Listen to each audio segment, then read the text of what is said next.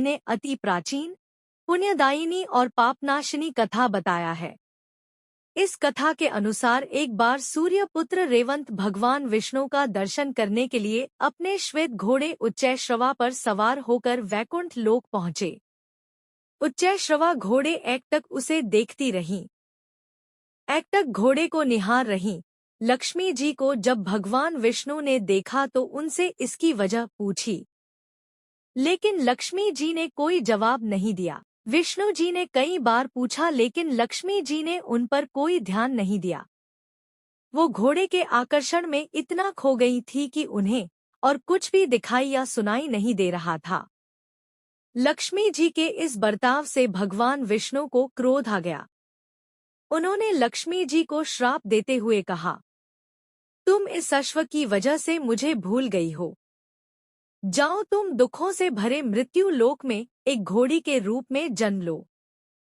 तुम्हारा चित्त सभी तरफ रमण करता है, इसलिए तुम आज से रमा कहलाओगी। विष्णु जी के श्राप देते ही लक्ष्मी जी की तंद्रा टूटी और वह दुखी होकर रोने लगी। उन्होंने विष्णु से रोते हुए कहा, हे जगदीश्वर, आपने मुझे एक छोटे से अपराध के लिए ऐसा श्राप दे दिया। आपके बिना मैं जीवित नहीं रह सकती। तब विष्णु जी ने लक्ष्मी जी से कहा, घबराओ नहीं। पृथ्वी पर घोड़ी के रूप में रहते हुए जब तुम्हें मेरे जैसा पुत्र प्राप्त हो जाएगा तब तुम फिर से पहले की तरह सुखी हो जाओगी।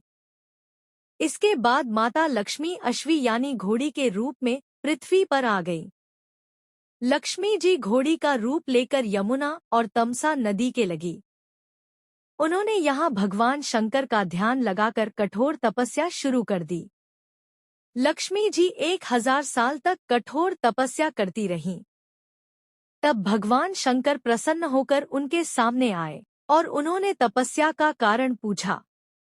तब लक्ष्मी जी ने सारी बात बता दी। अश्व या घोड़ा बनकर पृथ्वी पर जाने के लिए तैयार हो गए।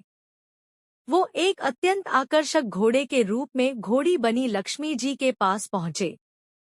लक्ष्मी जी ने उन्हें तुरंत पहचान लिया और बहुत खुश हुईं।